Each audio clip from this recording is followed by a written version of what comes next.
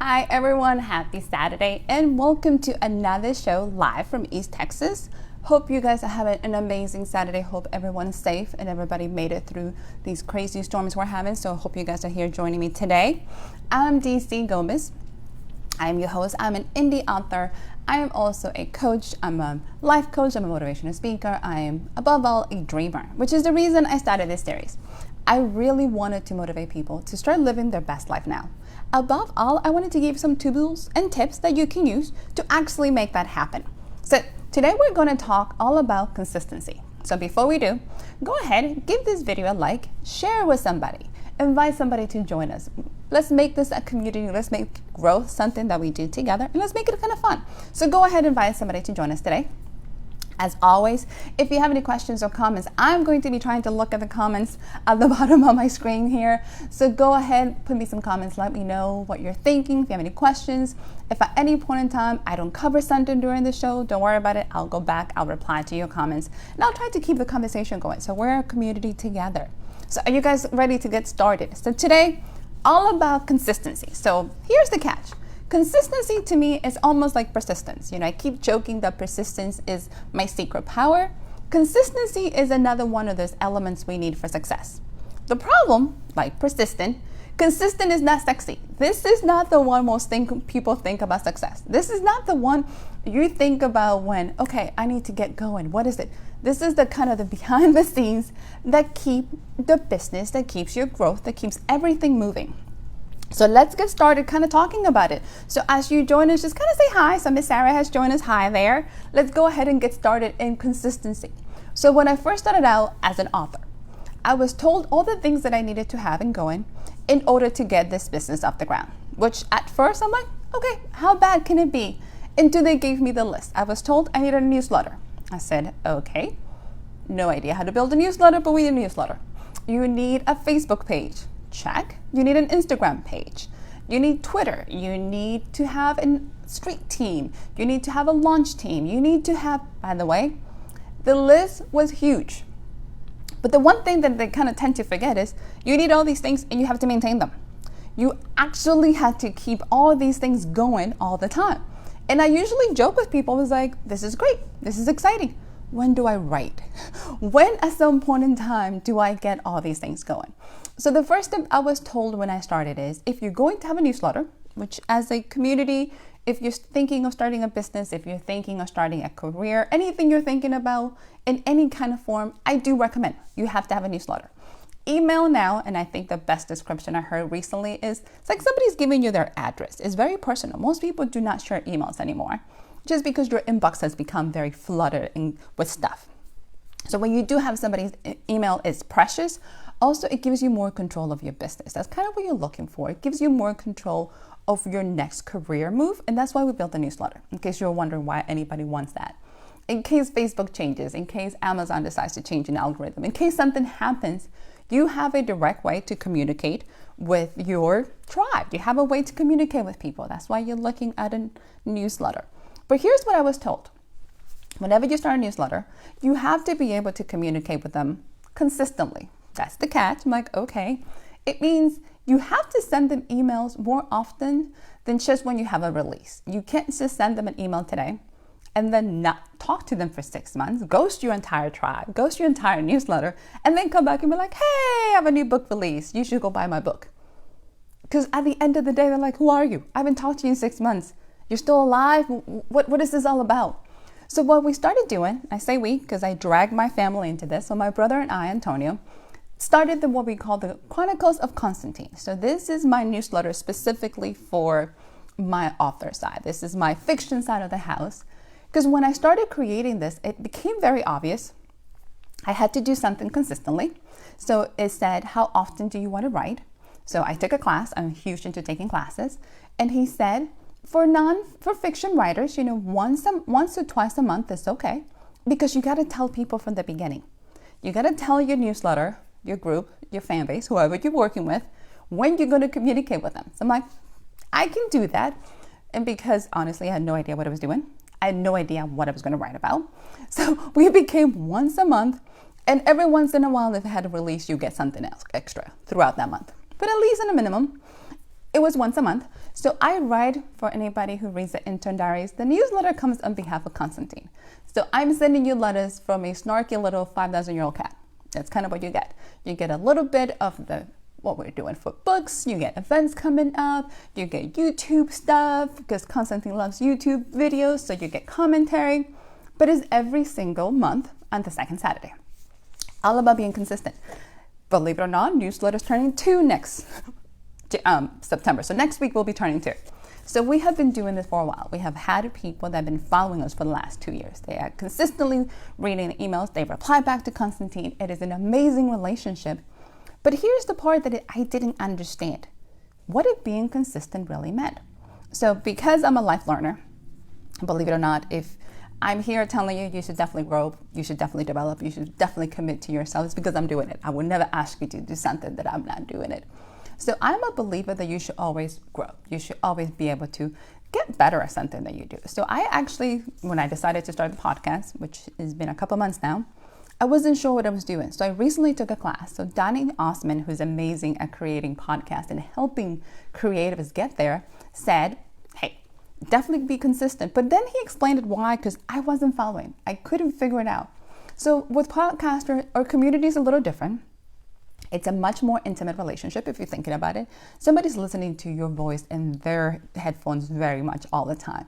So they're communicating, that they're listening is very intimate. So he said, when you're creating your podcast, be cautious and be conscious of when you're going to actually air, because people start expecting it. So it's expectation management. It is being realistic of when you're going to be able to produce content. So with podcasts, it has a little trick, like newsletter, 1 to 2 times a month, depending on what you're creating. Nonfiction, you can do a little more. For podcasts, if you guys were not familiar, it depends on how long your podcast is. So if a podcast is 15 minutes or less, you can do every day, every other day, because it's really quick. You have really big, and people can completely consume that very quickly.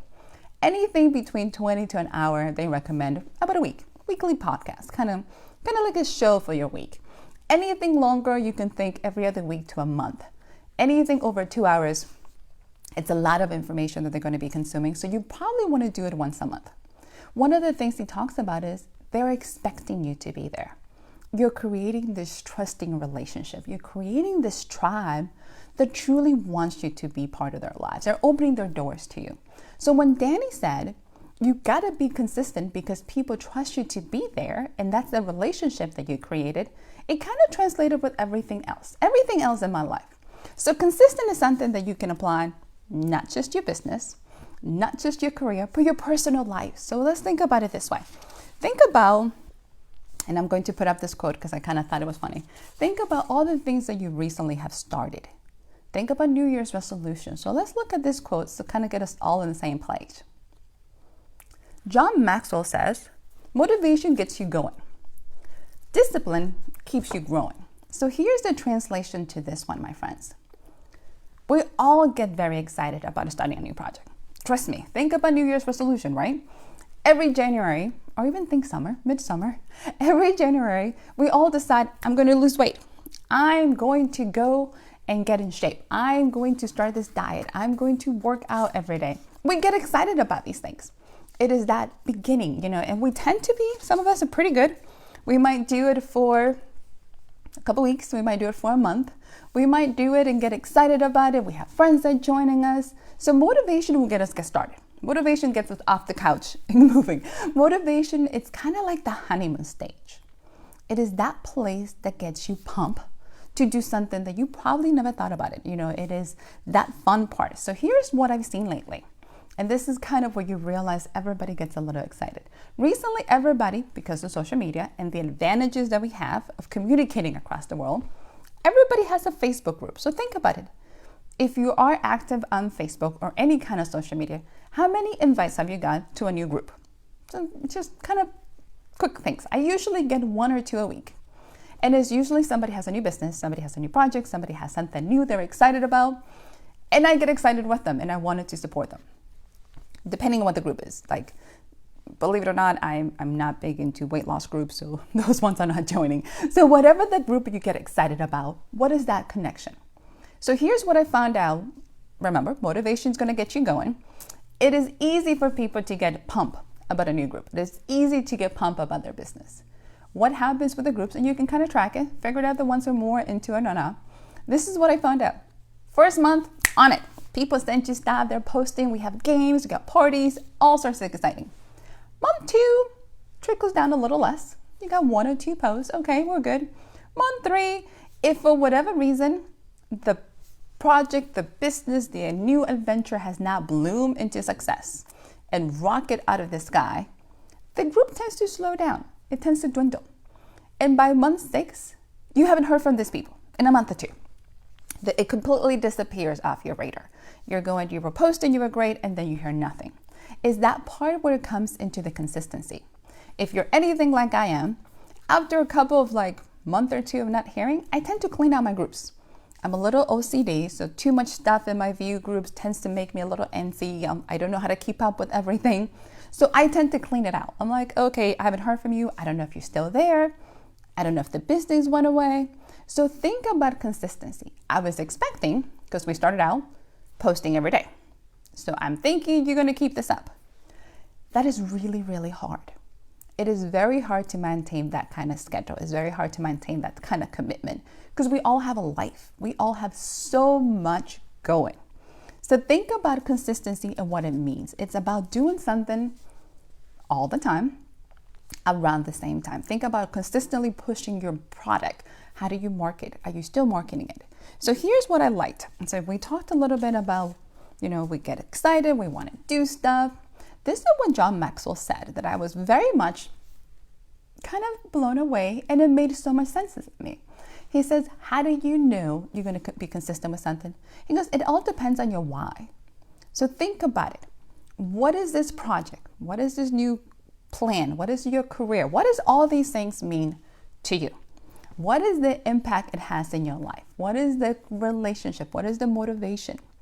If it doesn't have a strong why for you, you're not going to keep it up. Hence the reason this New Year's resolution never lasts. The intent behind them, the why, is never strong. It's not something that's going to drive you. It's not the things that's going to keep you going. So when I started my career as writing, I love writing. Writing is my passion. Recently, you might not think about it because I'm not pushing books as much, but I love it. I love being a storyteller. So those things became the things that I had to do to build my tribe. It became the things that I wanted to do to connect with people, to be able to get the stories that I was doing out there. But Maxwell says, if you're not sure if your why is strong enough, and sometimes we don't, it's like a honeymoon stage. At the beginning sounds great, and then you realize, I might not really care about this. He says, do the why test. So I actually copied it for us. So the why test is based on Mike Murdoch's 7 questions. Pretty simple. You can apply them to anything. So I want you guys to kind of do them with me. So here's the first set. Think of something that you want, right? So the very first question comes back to, do you constantly procrastinate? In reality, my friends, I think we all tend to procrastinate a bit. But do you procrastinate with everything? Think about it. So you're asking, you can put it in the context of your project or your business, or if you're going back to school, or whatever you decided to create now, or your own health. Are you procrastinating taking that step to your health? Then why? Is there a reason that is holding you back? So the first one is you tend to procrastinate. Number 2, do you require coaching to do the small chores? Does somebody has to truly get you excited for you to actually do something? So does somebody has to kind of give you a little bribe, a little incentive? What does that mean? Are you actually having to do this? Number 3, I think this one's kind of fun. Do you perform duties just to get by? Think about it that way, my friends. Is this something you feel you have to do? Not something you're enjoying. You're checking that box because, oh my God, it's on my list of things to do. It's not something that you're like, oh my God, this is exciting. It's just another thing that you're doing. So here's the why. It's just to get by, just get you to the next step. Number 4, and if I can click the screen, that would be even better. So do you constantly talk negative about work? And this can be work, this can be your growth, this can be anything you imagine.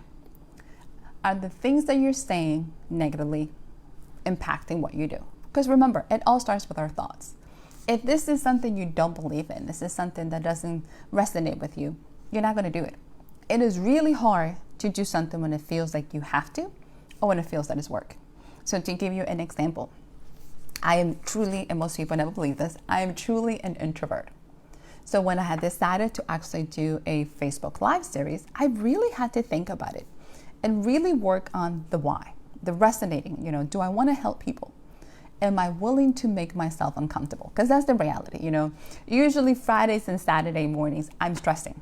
It's literally 30 minutes. You would think at this point in time, we have done 12 of them, I should feel a little bit more comfortable.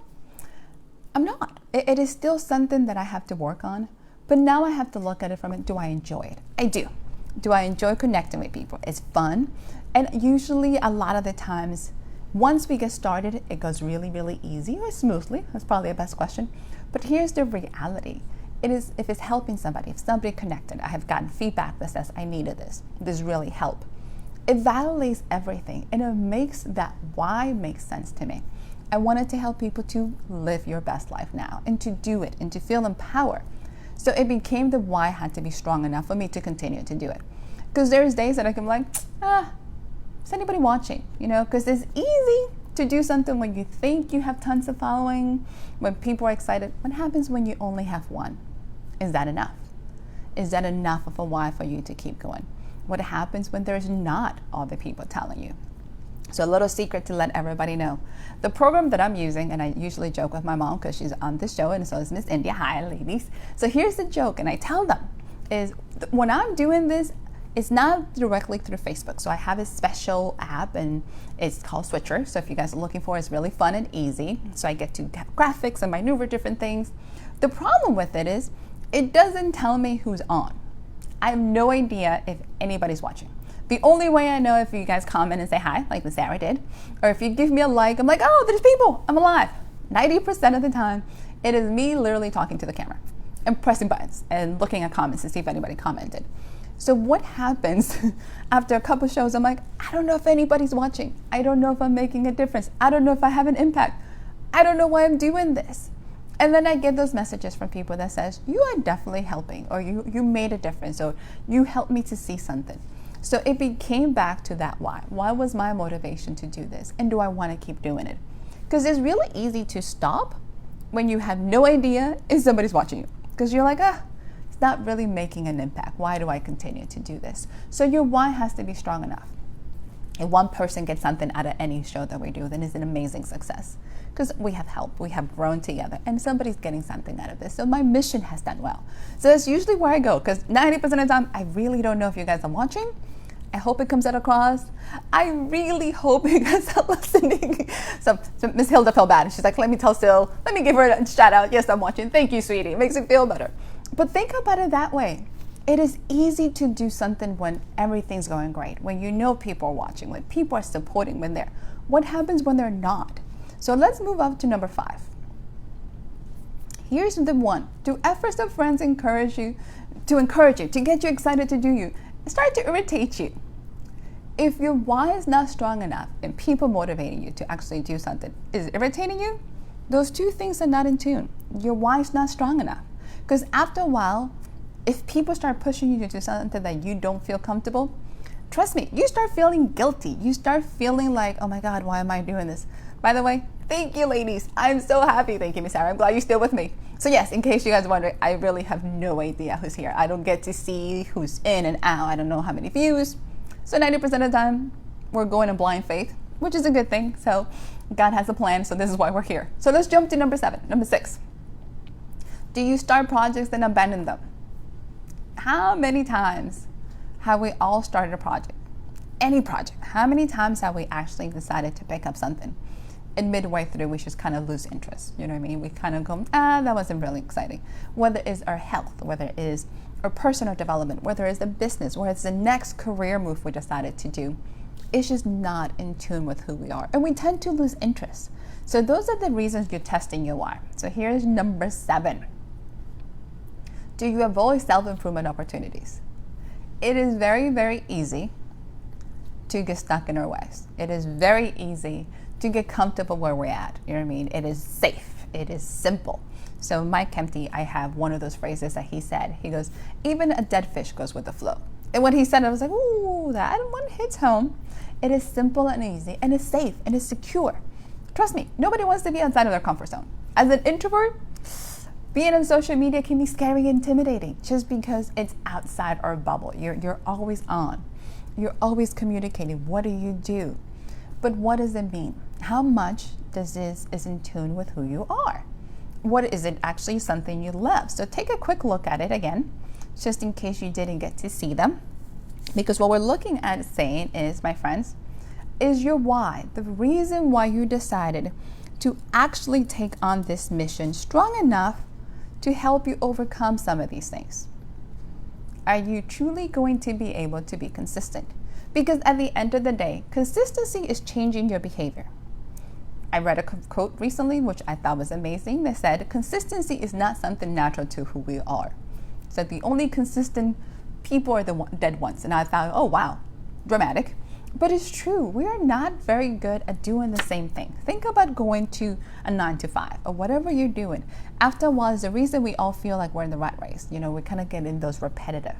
Our miracles, as Joel Osteen says, become routine, and we tend to forget it. The things we're excited about just become so normal. Somebody asked me recently, are you still writing? And I thought about it. I was like, yeah, why wouldn't I be writing? It's like, oh, you're not talking about it. It is now something that I do often, and is part of who I am, that is not nearly as exciting to talk about it, if that makes any sense. I can talk about a new book or a new series that is starting, but overall, just the process of going to an event or the process of writing is officially part of who I am. So normally when you start something new, you're always excited. You're telling everybody, you're funny, you're all over the place. When it becomes something you do every day, you don't talk nearly as much. So let's discuss, what do we do? How do you become consistent? Because honestly, that's the catch. How do we change our behaviors? For me, I had to get a planner. And it's dangerous because I can be a bit OCD for some things, but I had to seriously start writing things down and actually making appointments with myself. So for the newsletter for Constantine, it is on my calendar. Second Saturday of the month, I have literally an appointment with my brother, and we usually do it the week before. We sit down, we collect the information, we're collecting YouTube videos. It takes us usually 1 to 3 hours to put it together, depending how much chit chat we do. Let's be honest, depending how much we talk. So, but it's something we do. We have it on the schedule and we're committed. I had to. It was the only way for this new newsletter to continue to go out. So now we have transitioned to the new Monday newsletter, which is actually in tune with this one. So for anybody who's looking to join the Motivational Monday, I actually have the link.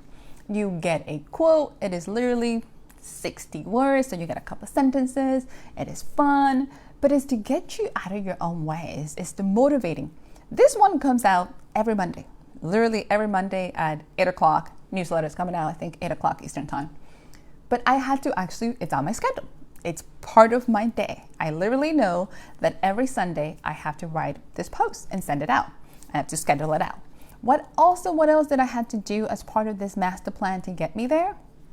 I had to schedule my posts.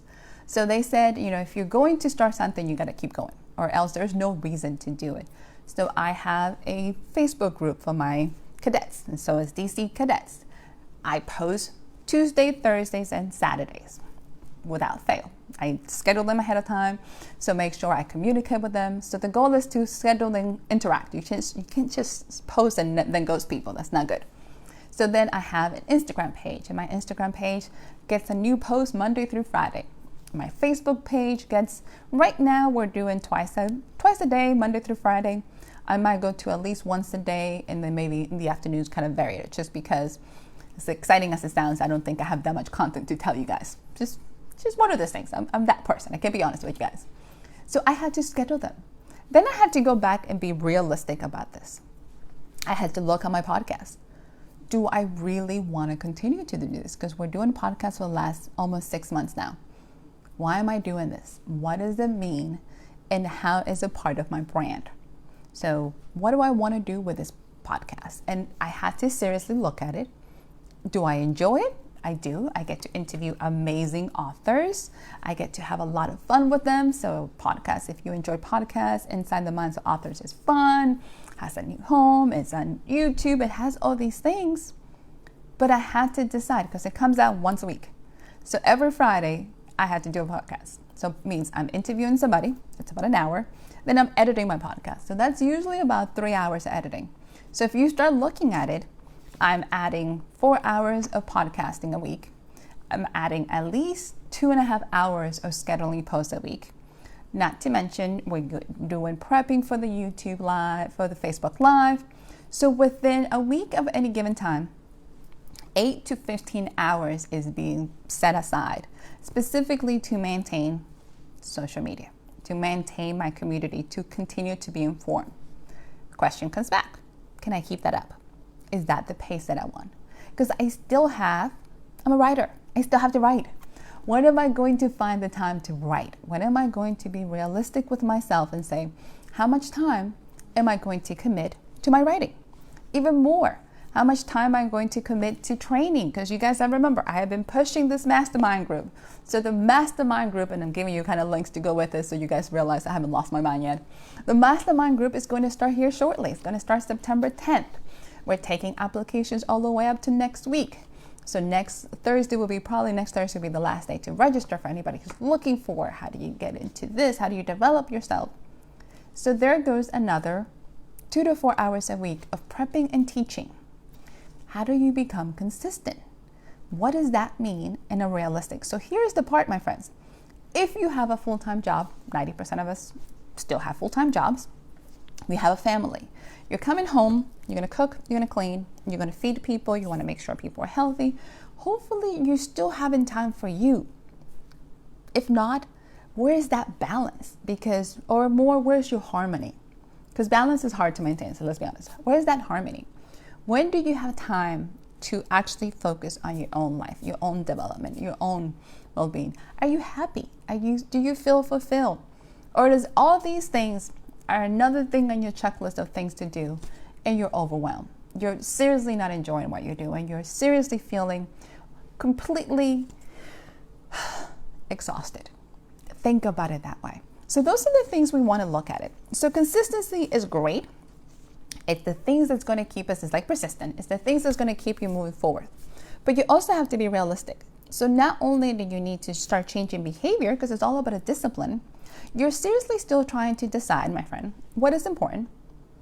Does it make sense with who you are in your overall development? Do you have the time and commitment? So one of the things I tell everybody, start where you are.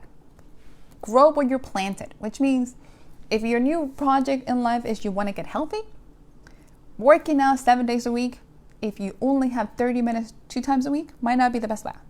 So be realistic. What is your time frame? Can you commit to that? Can you commit to changing your lifestyle? Can you commit to changing your life? Or can you just do one small piece at a time? That's all it is. So St. Augustus has an amazing phrase that I quote it all the time.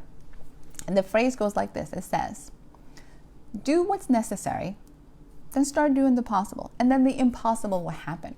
It's the same thing with us being consistent. You start small. Find the one thing you want to do. Whatever project, whatever business, whatever role you have for yourself. Whether it's going back to school, whether it's staying in school, whether it's getting that degree, starting a new business, what is it that you're trying to do? Then judge it based on the things that you want, the things that make you happy, the things that truly are in tune with who you are. Because it has to have a deeper goal than just saying, okay, I'm going to go and commit to starting a business. It has to match. Everybody is not really, it has to be in tune with who you are, because it's all about you. We all want to do 500 million things. We all want to be committed. We all want to be successful. And sometimes those things might not be in tune with who we are. So it is all about where you're at. What are your strengths? Figuring out what are your strengths and then maximize this. I kind of joke with people, I am a morning person. I can get up early and get a whole bunch of stuff done. Afternoons, I'm struggling. Nights, I'm useless. Don't tell me to go conquer the world and write a book, because it's not going to happen. My other half of my family, on the other hand, are all literally night owls. They can be up all nights and do amazing things. I will be in bed by 9 o'clock if you let me. 8:30 probably. I can be in bed, perfectly happy. But I know my strengths. So when I have to do 500 million things to conquer the world, I am going to do them early. If I'm going to start a new book, I need to know that I have to do a lot of research in the morning, because night is not going to work.